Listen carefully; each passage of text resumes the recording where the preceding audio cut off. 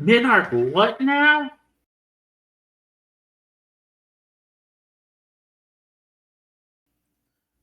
Welcome back to Are You Smarter Than a Libertarian, the only podcast where the government's not small enough until it fits in your glove compartment.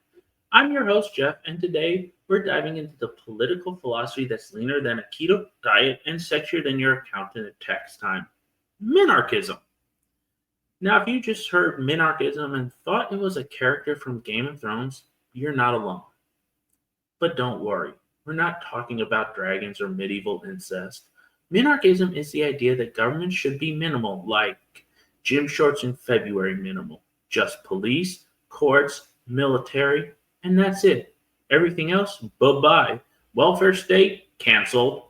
Department of Education, back to YouTube tutorials and Khan Academy. But before you scream anarchy and grab your emotional support stimulus check, hang tight. We're not going full Mad Max here.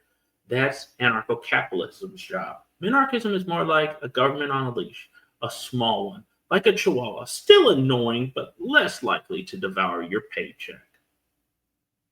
Now, who's to blame for this reasonable idea?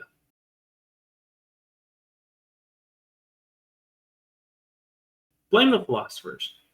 So who's behind this dangerously reasonable idea? Well, surprise, it wasn't just that one guy at your gym who won't shut up about Ron Paul.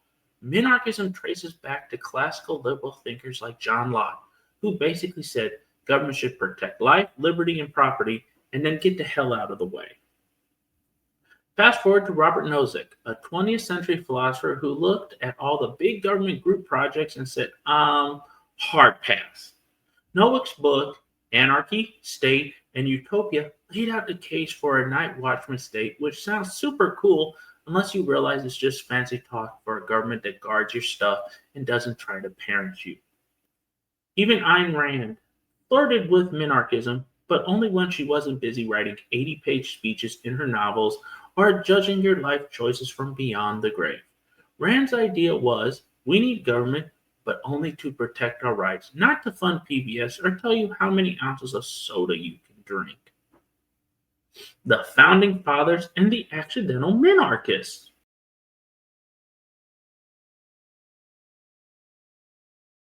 Okay, secret time. The Founding Fathers, pretty much accidental minarchists.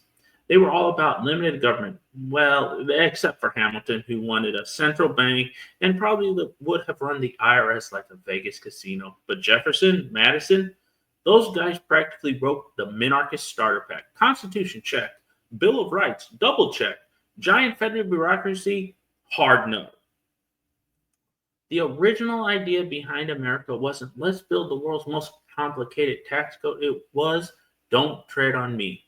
Unless you're redcoat, in which case you get the boomstick. But somewhere between we the people and let's regulate gas stoves, we kind of lost the plot. The federal government now does everything from student loans to dietary guidelines. Want the USDA to tell you how much cheese is too much? You're in luck. Want them to stop wasting your tax dollars? Too bad, so sad.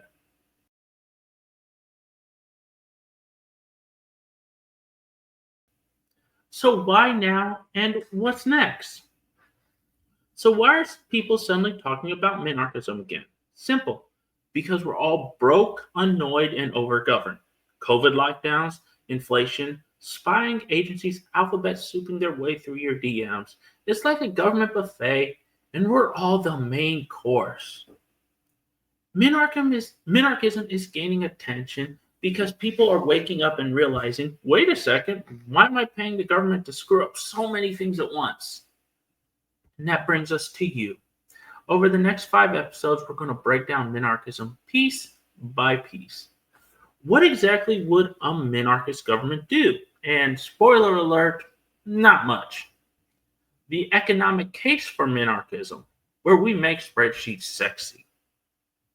The common criticisms and why they kind of missed the mark. They missed the forest through the trees. The 4th episode will be real world examples and what the US could learn, but we all know the US doesn't learn from other countries.